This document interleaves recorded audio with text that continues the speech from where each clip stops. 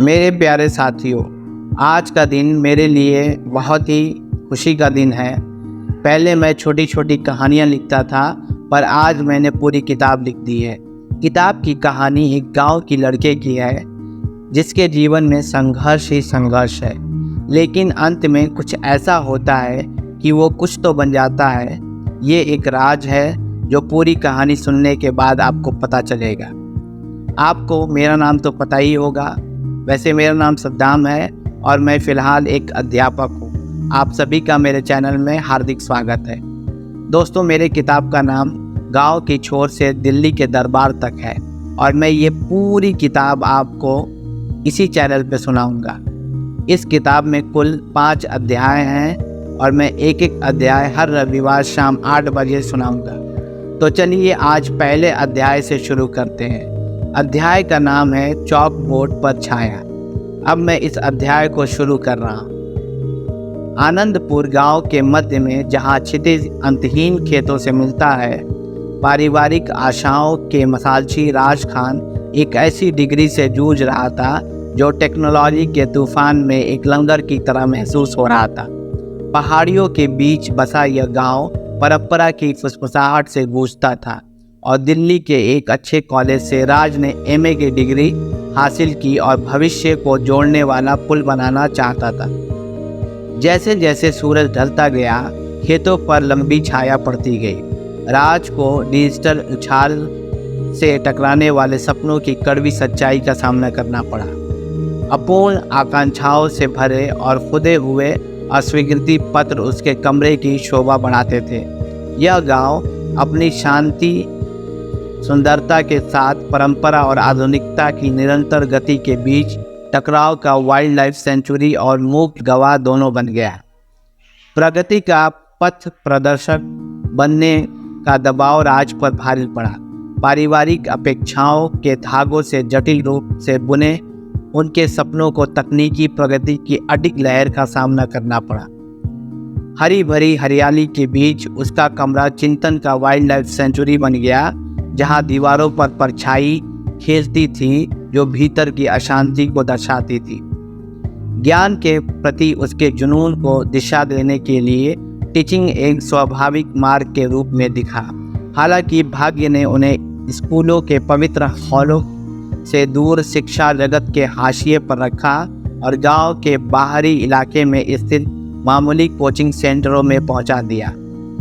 यहाँ बीएड की डिग्री की कमी के कारण राज को कम वेतन और सामाजिक अपेक्षाओं की निराशाजनक वास्तविकता से जूझना पड़ा।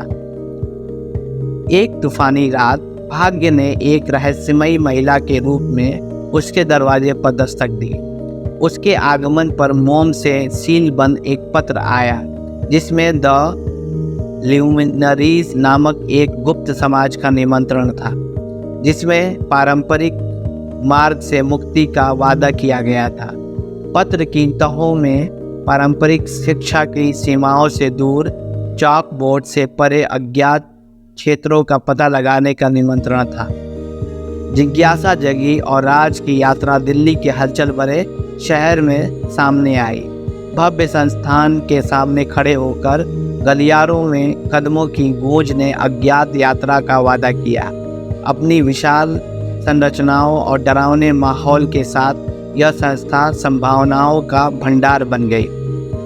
जैसे ही राज ने भूल भुलैया वाले गलियारों में प्रवेश किया, उन्हें अनेकों प्रकार के छात्रों का सामना करना पड़ा, जिनमें से प्रत्येक की अपनी आकांक्षाएं और संघर्ष थे। यह संस्था, जो कभी ज्ञान का प्रतीक था, स्वयं को सामाजिक चुनौतियों के सूक्ष्म रूप में प्रकट करती है। यहाँ निरंतर तकनीकी प्रगति की पृष्ठभूमि में महत्वाकांक्षाओं और एकेडमिक एक्सीलेंस की खोज का टकराव हुआ। चर्चाओं की गड़गड़ाहट और कागज पर पेंसिलों की खरोच से भरी कक्षाओं में एक द्वंद्व था। एक ओर पारंपरिक शिक्षाएं सामने आई, जबकि दूसरी ओर तकनीकी दक्षता की निरंतर खोज हावी रही। राज ने खुद को इन दुनियाओं में फैला हुआ पाया। वह खुद को अपने गांव की जड़ों की सादगी और जटिल शहरी कथा के बीच फंसा हुआ पाया। शैक्षणिक हलचल के बीच एक गुरु मिले, प्रोफेसर हुसैन, एक बुद्धिमान व्यक्ति जिन्होंने राज के भीतर के टकराव को पहचाना। पाठ्य पुस्तकों से परे चर्चाओं के माध्यम से प्रोफेसर हुसैन एक मार्गदर्शक बन गए, जिससे राज को बौद्धिक युद्ध के मैदान में उतरने में मदद मिली। फिर भी चॉक बोर्ड पर परछाइयाँ एक गहरे संघर्ष का संकेत दे रही थी। राज को अपनी शैक्षणिक गतिविधियों के बावजूद विस्थापन की भावना महसूस हुई। गांव द्वारा स्थापित पारंपरिक मूल्य संस्था के आधुनिक आदर्शों से टकरा गए, जिससे वह दो दुनियाओं के बीच फंस गया। जैसे ही बाहर के तूफान ने भीतर की उथल पुथल को प्रतिबिंबित किया, राज ने खुद को नियति के चौराहे पर पाया। आने वाले तूफान के अंधेरे में डूबे गांव ने अपनी सांसें रोक ली। आनंदपुर एक यात्रा का मंच बन गया, जिसने पाठकों को पृष्ठ पलटने के लिए प्रेरित किया और उन्हें चॉकबोर्ड पर छाया के भीतर नियति की फुसफुसाहट की गहराई का पता लगाने के लिए आमंत्रित किया। राज की शामें आत्मनिरीक्षण का एक अनुष्ठान बन गई। गांव के लालटेन की सूक्ष्म चमक मौन चिंतन का चित्र बना रही थी। पारिवारिक अपेक्षाओं का बोझ उस पर दबाव डाल रहा था। पत्तों की सरसराहट में फुसफुसाहट हो रही थी और गांव के जीवन की सुदूर आवाजें गूंज रही थी। इस उथल पुथल के बीच राज को एक रहस्योद्घाटन हुआ। यह एहसास हुआ कि उसके भीतर का संघर्ष केवल परंपरा और आधुनिकता के बीच संघर्ष नहीं था, बल्कि संतुलन की तलाश थी। गांव अपने समय सम्मानित रीति रिवाजों के साथ प्रगति को रोकने वाला आधार नहीं था, यह उसकी आकांक्षाओं के वृक्ष को पोषित करने वाली जड़ें थी। इस नए दृष्टिकोण के साथ राज ने नए जोश के साथ कोचिंग सेंटर में अपने टीचिंग को शुरू किया। वो न केवल एकेडमिक नॉलेज का संवाहक बन गया, बल्कि एक कहानीकार बन गया जो अपने गांव की कहानियों को अपने पाठों में पिरोता है। छात्र जो कभी महत्वाकांक्षाओं के सागर में दूर दूर तक फैले हुए थे, विकास और समझ की साझा यात्रा में भागीदार बन गए। अनोखा कोचिंग सेंटर जो एक समय एक महत्वपूर्ण कदम था, आपसी सीखने के स्वर्ग में बदल गया। राज की विनम्रता और खुलेपन ने एक ऐसे माहौल को बढ़ावा दिया जहां ज्ञान पाठ्य पुस्तकों की सीमाओं से परे चला गया और विचारों का आदान प्रदान विविधता का उत्सव बन गया। गांव ने राज के भीतर परिवर्तन को महसूस करते हुए लचीलेपन और विकास की कहानियां सुनाई। वह तूफान जो कभी उथल पुथल का प्रतीक था, अब सफाई का प्रतिनिधित्व कर रहा है। एक ऐसा मार्ग जिसके माध्यम से राज उद्देश्य की स्पष्टता के साथ उभरा। जैसे ही राज चॉकबोर्ड के सामने खड़ा हुआ, परछाइयाँ अब उस पर अंकित शब्दों और प्रतीकों के साथ तालमेल बिठाकर नृत्य कर रही थी। वो तानाशाही जो कभी उसे विपरीत दिशाओं में खींचती थी, अब एक निर्बाध प्रवाह परंपरा और प्रगति के संश्लेषण में विलीन हो गई। दिल्ली की संस्था जो अभी भी पृष्ठभूमि में दिख रही थी, एक परस्पर विरोधी शक्ति के बजाय राज की कहानी का एक पूरक हिस्सा बन गई। प्रोफेसर हुसैन राज के भीतर के संघर्ष को पहचान कर मार्गदर्शक बने रहे।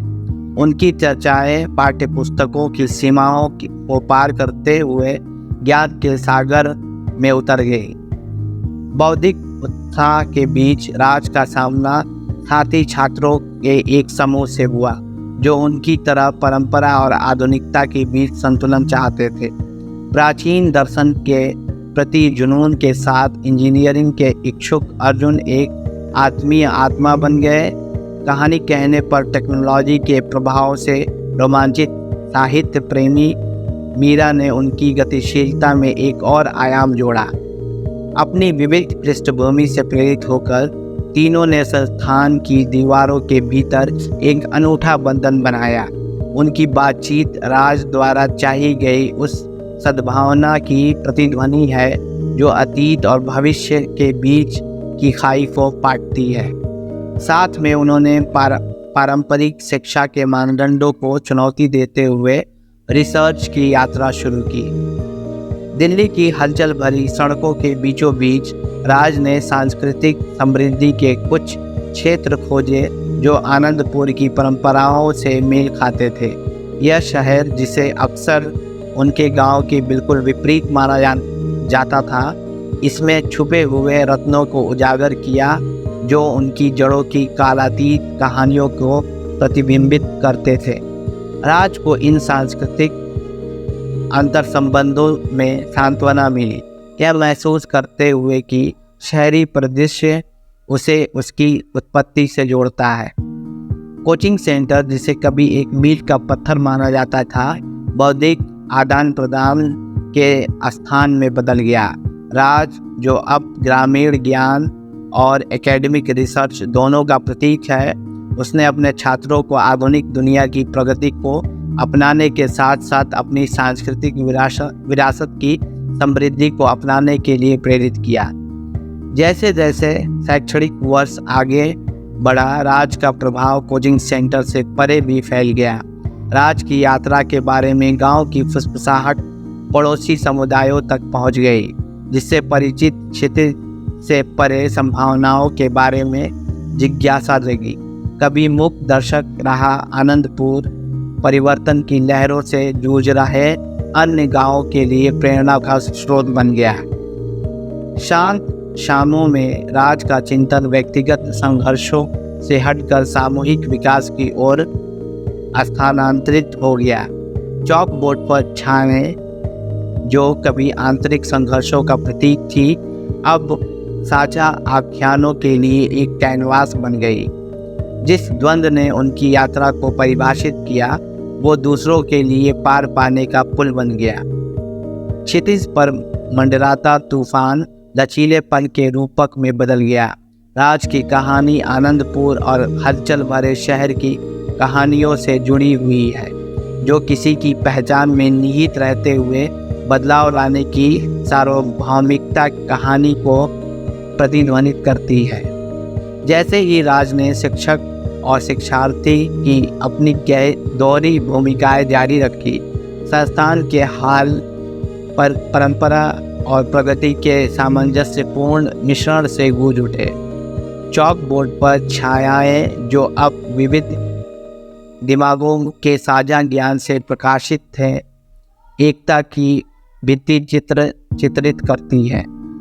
शैक्षणिक वर्ष के अंतिम क्षणों में राज अपने छात्रों के सामने खड़ा था, जो उसके द्वारा हासिल किए गए संश्लेषण का प्रतीक था। छायाएं, जो कभी अशांति का स्रोत थी, अब आत्मज्ञान के पंखों के रूप में फैली हुई है। संस्था आनंदपुर और दिल्ली व्यक्तिगत और सामूहिक विकास की कहानी में परस्पर जुड़े हुए अध्याय बन गए। गांव ने राज के भीतर परिवर्तन को महसूस करते हुए उसकी यात्रा से प्रतिध्वनित होने वाले परिवर्तन को अपनाया।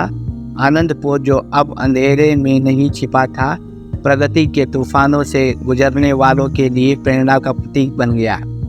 जैसे ही शैक्षणिक वर्ष समाप्त हुआ, राज की कहानी चौक बोर्ड और गांव के लालटेन की सीमा से आगे निकल गई। यह विरोधाभासों को अपनाने, जटिलता से निपटने और परंपराओं और आधुनिकता के टकराव के भीतर सामंजस्य खोजने की शक्ति का एक प्रमाण बन गया। और इसलिए राज की यात्रा की गूंज बाकी लोगों को पन्ने पलटने और चौक बोर्ड पर छाया के भीतर अपने स्वयं के आख्यानों का पता लगाने के लिए आमंत्रित करती रही। गांव, जो अब सामूहिक ज्ञान की चमक से रोशन है, लचीलेपन, विकास और संतुलन की अस्थायी खोज की कहानियाँ सुनाता रहा। पहला अध्याय यही समाप्त होता है दोस्तों। आशा करता हूँ कि ये अध्याय आपको जोश से भर दिया होगा और कुछ करने की प्रेरणा दिया होगा। अब मैं आप लोगों से अलविदा लेता हूँ। अगले रविवार रात 8 बजे इसका दूसरा अध्याय सीकर से टकराव प्रकाशित किया जाएगा। तब तक अपना और अपनों का ख्याल रखिए। जय हिंद साथियों।